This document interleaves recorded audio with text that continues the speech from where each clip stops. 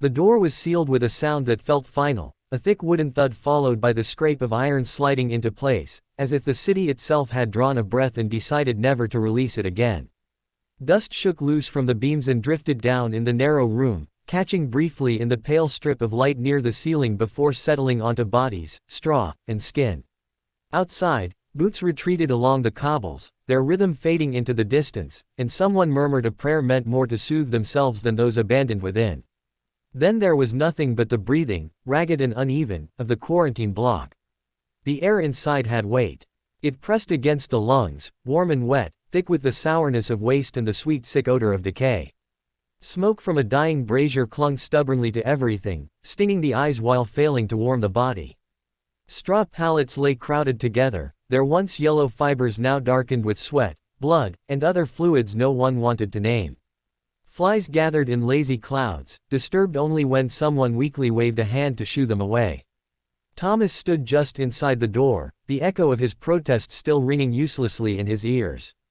Only hours earlier he had been in the street, clutching his wife's shoulders as guards marked their door with a hurried red cross. He had told them she only had a cough, that it would pass, that he himself felt strong. They had not met his eyes. Protocol was simpler than mercy. Anyone connected to sickness was sickness. Now the cold certainty of that decision settled into him as deeply as the chill crawling across the stone floor. His wife lay beside him, curled inward, her breath shallow and uneven. Each inhale rattled as if something inside her chest had come loose. Her skin burned beneath his fingers, too hot, too dry. He kept touching her face, her hand, needing the reassurance that she was still there, still more than another shape under thin blankets. Around them, the block was already full of living shadows. Some lay motionless, beyond caring about who entered or left. Others watched with dull eyes, measuring newcomers with the silent calculation of those who had learned to ration not just food, but hope. A woman across the room whispered prayers over a boy no older than 7. His eyes were glassy, his lips cracked and bleeding, his tiny chest rising far too fast. Each whispered word shook as if it might break apart at any moment. Near the far wall, an old man sat upright, hands gripping his knees, rocking slowly back and forth. He muttered lists of names to himself, perhaps calling the dead back, perhaps reminding himself of who still existed somewhere beyond these walls. The light shifted almost imperceptibly, marking time in a place where time had already begun to lose its meaning. Someone coughed, a deep, wet sound that echoed unnaturally loud in the cramped space. Another answered it moments later, thinner, weaker, like an echo of an echo. Thomas noticed how quickly his mind began sorting these sounds, how instinctively he tracked which were worsening and which had fallen suddenly silent. The realization that he was learning this language of dying unsettled him more than the coughing itself. When the guards returned, it was with practiced distance. They did not step inside. One extended a long wooden pole through a narrow gap near the door, a crust of bread skewered onto the end, followed by a dented ladle of thin broth. The liquid smelled faintly of vinegar and rot, a mixture meant as much to preserve the wood as to feed the people. Hands reached for it with varying degrees of desperation.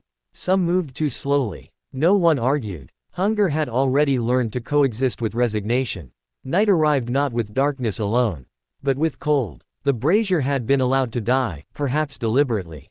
Thomas wrapped his thin blanket more tightly around his wife, pulling her closer, though he was unsure whether the warmth he felt came from her fever or his own fear. The murmurs grew quieter as voices failed.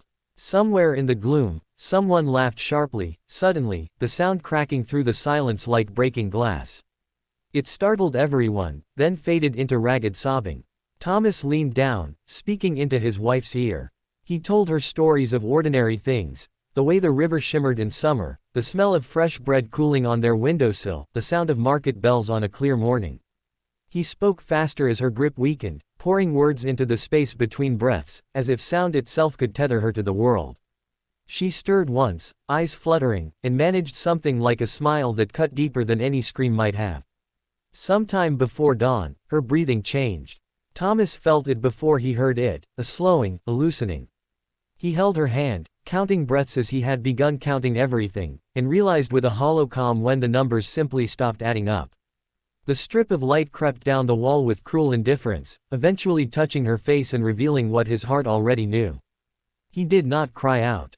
Grief here was private, internal, pressed down beneath the knowledge that noise changed nothing. When the guards came again, hours later, they moved swiftly. Bodies were dragged out with hooks, efficiency competing with disgust. They avoided Thomas's gaze as they took his wife, as if acknowledging him might make the task heavier. When she was carried away, something broke loose inside him, not violently, but with a quiet, spreading emptiness. The straw where she had lain was left behind, still warm.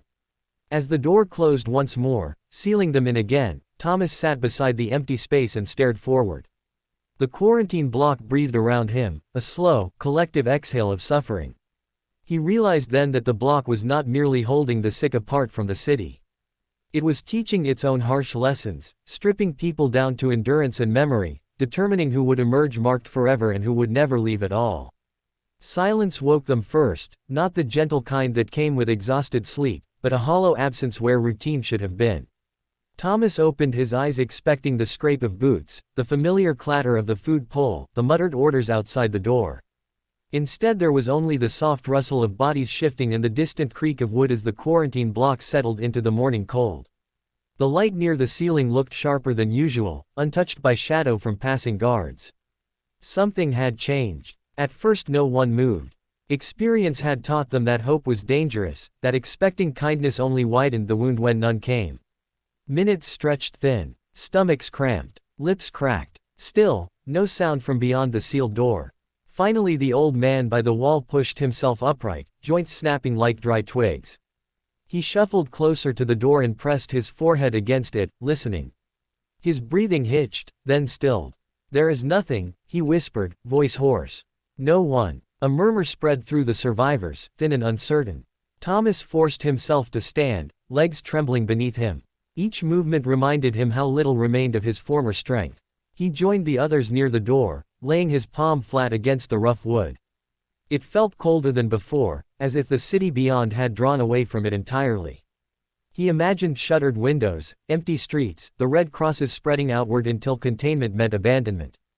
Hours passed, without interruption. Hunger sharpened into a constant ache, gnawing and insistent. A young woman began to cry softly, tears tracing clean lines through the grime on her cheeks. Some prayed. Some stared at the slit of light, as if waiting for it to speak. Thomas found himself thinking of his wife again, of how sudden her absence had become permanent. He wondered if the city had left them deliberately, deciding the block was already lost. The first attempt to open the door came hesitantly. A man whose name Thomas had never learned took a broken bench leg and wedged it beneath the iron bar. He worked slowly, wincing with every creak, afraid that noise might summon punishment. Nothing came. Encouraged by the silence, he pushed harder. The rusted iron protested, then shifted. A sound rang through the room, half victory, half doom. When the door finally gave way, the light outside struck them like a blow. Several people shielded their eyes, gasping at the sudden openness. Fresh air flooded in, sharp and almost painful to breathe, washing over the stench that had saturated their clothes and skin.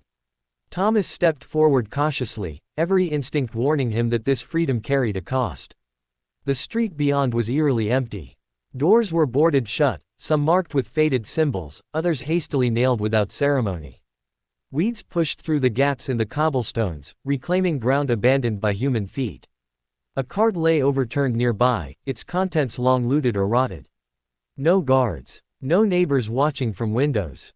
The quarantine block had become invisible, forgotten. They emerged slowly, one by one, like ghosts unsure of their right to exist outside walls. The sun felt unnatural on Thomas's skin, too bright, too warm after days of damp darkness. He looked back at the block, its open door yawning like a wound, revealing the shadowed interior where so many lives had thinned into silence.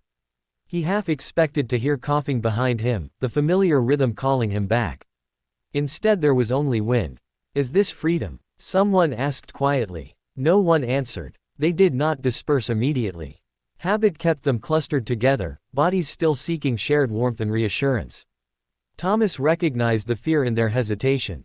Outside these walls, the plague still ruled unseen. Survival here came with no instructions.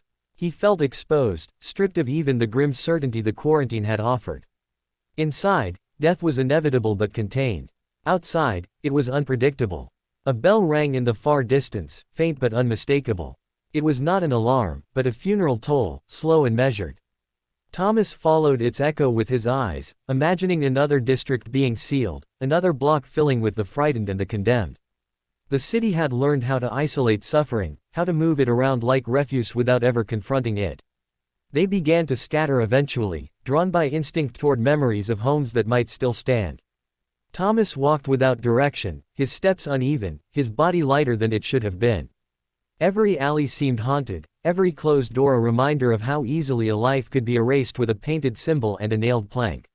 He passed a child's toy lying abandoned in the street, its wooden wheel cracked. He wondered whether the child had died or simply vanished, absorbed into another block like his own. At the edge of the district, smoke rose. Not the thin domestic kind, but thick and dark. He understood immediately. Burning. Quarantine by fire, the final solution to places the city no longer wished to remember. The block he had left would be next. Flames would devour straw, wood, and unmarked graves alike, reducing suffering to ash. Efficiency disguised as cleansing. Thomas stopped and turned back one last time. From this distance, the quarantine block looked ordinary, almost peaceful, just another building among many. No sign of the fear, the prayers, the last breaths taken within it. That knowledge struck him harder than grief. History would forget these walls, even as survivors carried them inside forever. He continued walking, each step a quiet act of defiance against a world that had expected him to end behind sealed doors. Survival did not feel like triumph. It felt like responsibility. He carried the memory of the dead with him, not as a burden he could set down, but as proof of what isolation had done in the name of protection. The city would recover. Markets would reopen. Streets would fill again, but the echoes of the quarantine blocks would live on in those who emerged hollow-eyed, forever shaped by the time they were left to breathe and die together in the dark.